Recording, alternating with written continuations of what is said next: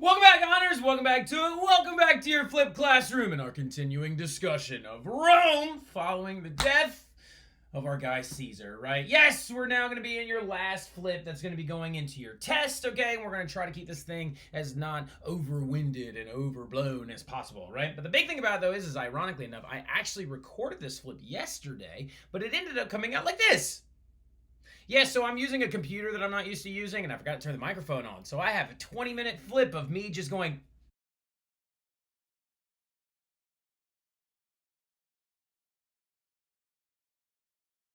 So effing annoying. So going into it, though, we have to understand that we are now moving into what's going to happen to Rome following the Ides of March, right? Following the Ides of March and the death of Caesar and how Rome is basically going to try and reset itself. But the thing about it, though, is what's going to happen is that reset is not going to work, right? The reset is not going to go very well at all. And what's going to happen is another civil war is going to break out, right? And this civil war and the actions of the Senate and other parties involved in the rise of a new figure is going to lead to what is known as the Empire period, right? It will lead to the Empire period that lasts from 29 BC to 476 AD, which should have like a little asterisk next to it and stuff like that, because literally it's just like kind of like sort of that's when Rome fell. But going into it, we have to understand we are now going to be like documenting the rise of this man, right? This guy and his rise to prominence is going to spell the death of the Republic and then lead to the Empire period, right? That guy right there is Octavian, right? Octavian Caesar, oftentimes referred to as Augustus, right? But we got to start off by talking about his entire story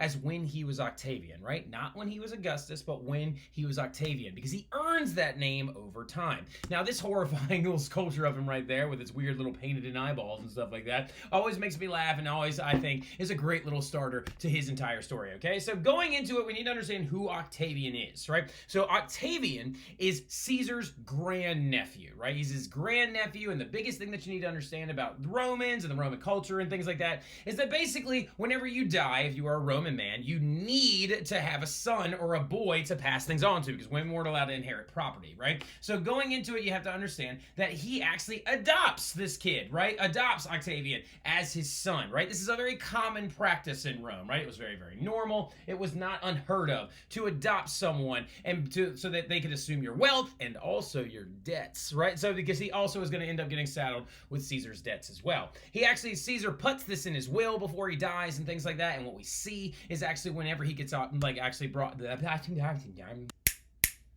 So before the Ides of March, Caesar actually wrote a will, and in that will, Octavian was adopted as his son, right? Now, when Caesar died, this is another big detail of the story, he actually wasn't even in Rome at all. He wasn't even in Italy. He was actually over in Greece studying a lot of different mathematical charts and also studying astronomy, right? And he is trying to learn as much as he possibly can about the stars and the way they move and stuff like that. So he actually is also a very, very smart kid. But when this whole thing goes down and when the Ides of March happens, we see a civil war break out, right? And that civil war is between pro-Julius Caesar factions and anti-Julius Caesar factions, right? People who loved Caesar and think that the Ides of March is the worst day ever, me. And then also the anti-Julius people, probably led by like Miss Urso. I think she's not a big fan of them. So like now going into it though, we need to understand though as well, is that this civil war breaks out. And then what ends up happening is the Senate is the true leader of the anti-Julius faction, and the pro-Julius faction is really being led by Mark Antony, right? And so going into it, what ends up happening is Octavian, okay, gets called back into Italy by the Senate, right? So some of you are probably thinking to yourself, well, why, if you're the Senate, would you actually try to side with the grandnephew of the guy that you hated so much? Because basically the Senate made a miscalculation, right? Their miscalculation was they thought that Octavian was young, petulant, and easily manipulated, right? They thought that they were going to be able to make him into a pushover and do whatever they wanted to him and basically tell him what to do, and he would just go along with it, right? So he shows up and gets an army from the Senate and then goes and marches against Mark Antony's army, right? But what ends up happening is after a small scuffle of a battle, they actually the two of them get together and they actually decide to ally together, right? Because you have to understand, Octavian is out here playing chess while everyone else is playing checkers, all right? Because my guy is very, very intelligent. Octavian then talks to Mark Antony, and the two of them realize that they both actually truly supported Caesar and his like foundational ideas and all of his reform movements and stuff. So they decide to ally together, and they take these two huge legions, or several legions actually, and they mush them together into a very large army, and they go to march on Rome, right? Now they do this, and in the process of, they get the plebs on their side, and they actually also take out the people that hated Caesar, right? And how they do that, how they take out those anti-Julius senators, is by using a hit list, which was also the best fundraiser ever. Because remember what I said, Caesar also left behind a lot of debt, right? And so Octavian uses this moment to not only recoup all of that debt, but also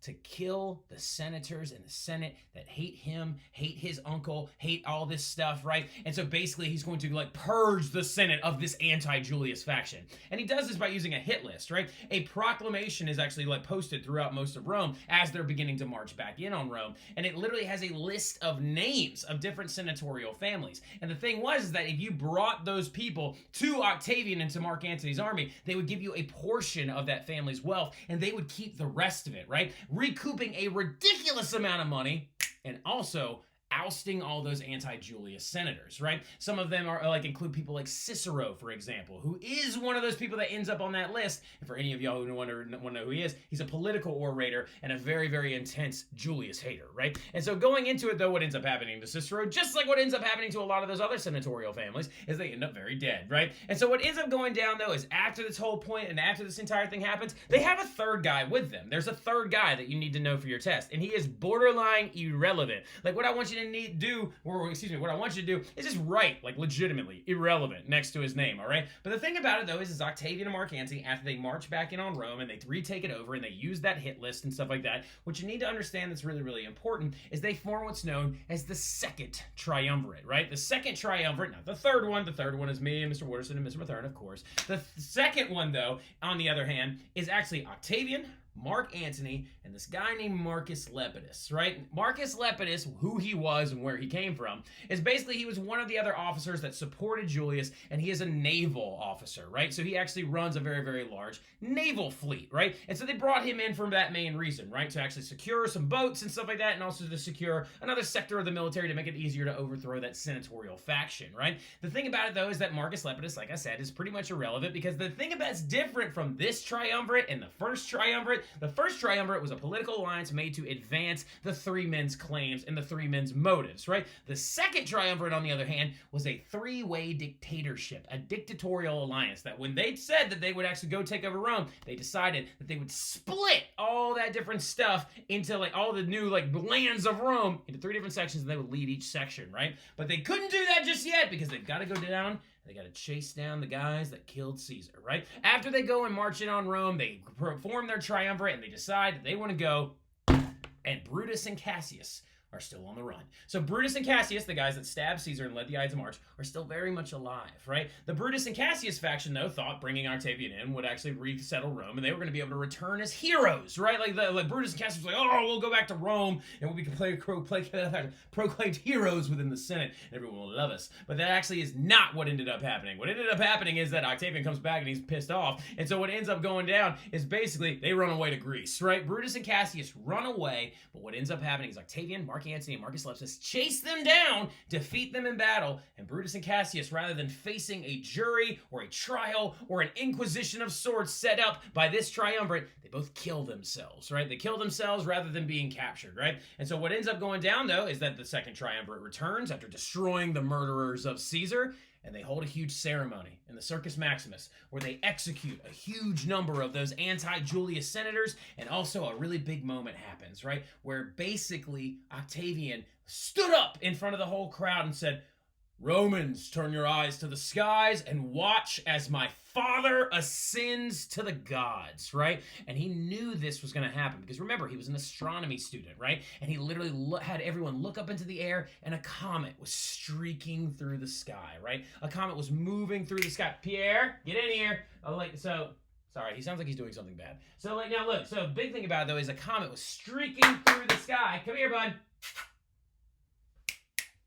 Sorry about that. Turns out he was eating a piece of cardboard. Now, like going into it, though, you have to understand that comet was streaking through the sky, and basically he knew what was coming. He had charted this comet and knew what was happening. And so now all Romans believe that Caesar is now a part of the gods, right? That he has ascended to the highest ethereal plane in Roman religion. So that also means that Octavian is like part god, right? Like, so like this is really, really interesting, and it's making him a very likable character in Rome, right? So going into it, you also have to understand, though, that following the death of Brutus and Cassius and following the ascension of the second second triumvirate into a three-way dictatorship. They decided to split the entire empire into thirds, right? So Octavian got the sector that was Italy and the northern European territories.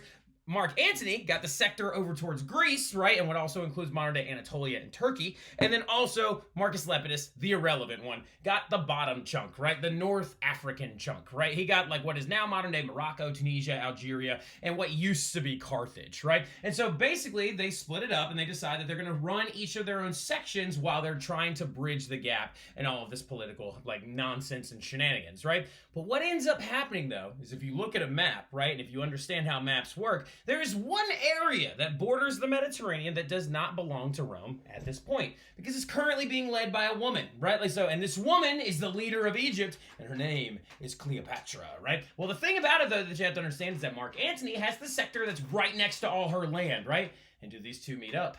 Yes, they do.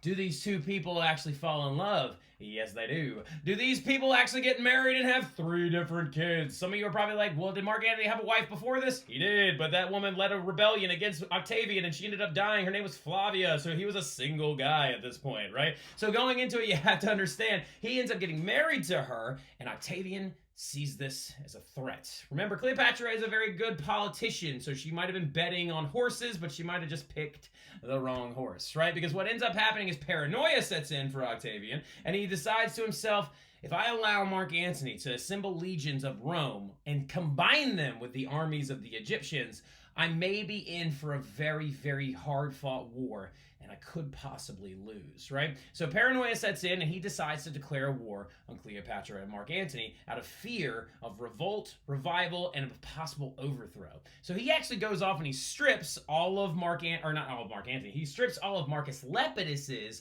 naval fleet, all his lands, territory, and power, right? And so he assumes the 2/3 of the Roman Empire, while Mark Antony now has 1/3 in the Egyptian area, and he decides to wage war against them. And at one huge defining battle, the entire progress of the war was kind of really set forward. It was this thing called the Battle of the Actium, right? And the Battle of Actium was a really, really big naval battle where Mark Antony and Cleopatra, out of fear of losing, fled, right? And then the thing was, is when they fled, they ended up separated, okay? Mark Antony thought that Cleopatra had died, so he killed himself. And then literally Cleopatra found out that Mark Antony had died, and so she killed herself. And of course, Romeo and Juliet, the modern day story, is based off of their exploits, right? We believe so anyway. So going into it, the way she killed herself was actually super gnarly. She like stuck her hand into a basket and pulled out a cobra and went, and plunged the snake into her chest, so she died via snake venom, right? So the thing about it, though, that you need to understand is that if she is dead, right? Mark Antony is now dead. That means that the Roman Republic now does not simply go most of the way around the Mediterranean.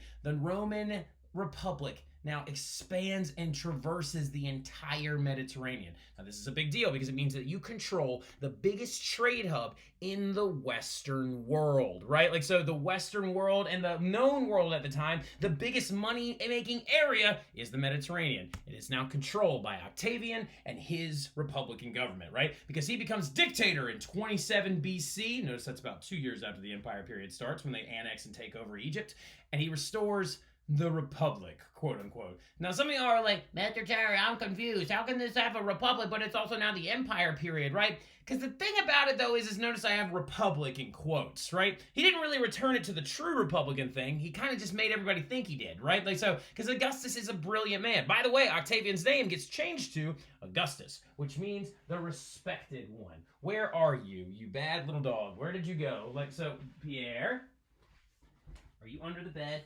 Get out. So, like, now, biggest thing that we need to understand, though, is he changes his name to Augustus to mean respected one, and then literally assumes this new role. 2/3 of the Senate is extremely loyal to him because he is an absolute genius, because he murdered all the ones that didn't like him or his uncle, and he ushers in this period known as the Pax Romana, right? So when he becomes ruler of Rome, the Pax Romana begins, right? And that word right there, Pax Romana, very, very important to your test. It is a fill-in-the-blank question, right? It means Roman peace, right? And it lasted for 200 years, and it is oftentimes referred to as a golden age, right? Well, the thing about the Pax Romana is the Pax Romana mean Roman peace. Some of you are probably like, does that mean that Rome didn't fight any wars?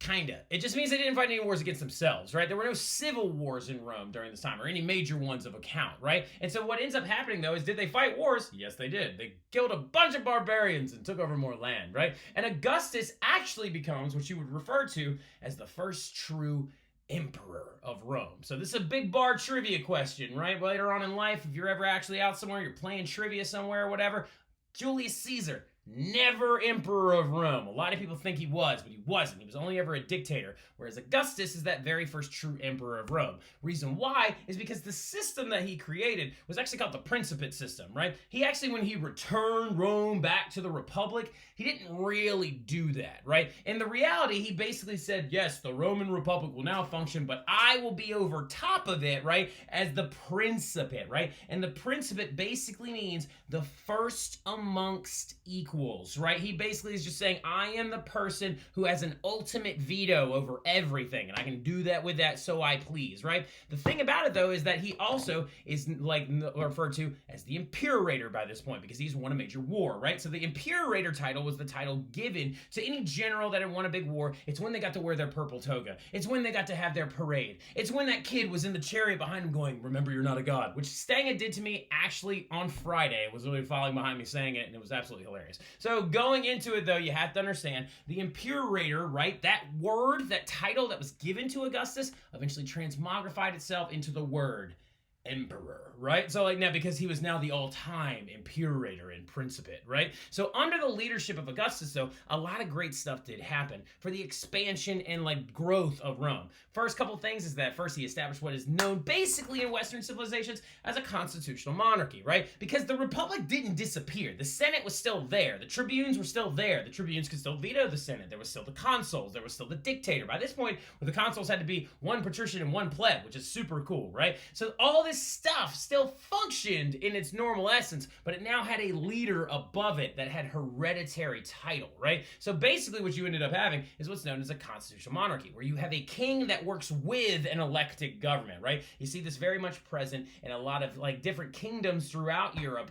as they begin to grow, because it's copying the Roman model, especially in England, right? Now going into it, though, also laws are going to be passed giving citizens more rights. Romans are going to be the first people to take a large-scale formal census by this point. Now some censuses have already been done, because Romans did love to count how many people they had in their empire. And what a census is it's a count. That's what it is. It's a count of like how many people live in the empire of Rome. But they take a formal one when Augustus comes to power, and it's probably the most expansive and well done one in their history, right? Roads were also expanded, and there was an increase in infrastructure. New government buildings would be created. There was the expansion of the aqueduct system, which we'll get into here in about 2 seconds, but highlight that word aqueduct is very important. He also created the very first Western professional army. He reformed the army and made it so now you weren't paying to be in it, hoping to live, to get the pension. Now you were paid to be in the military. So now a career in the military was a very appetizing thing for plebs, right? You could be a farmer or a merchant, or you could be a professional soldier. And if you were a professional soldier and you were like survived for 10 years,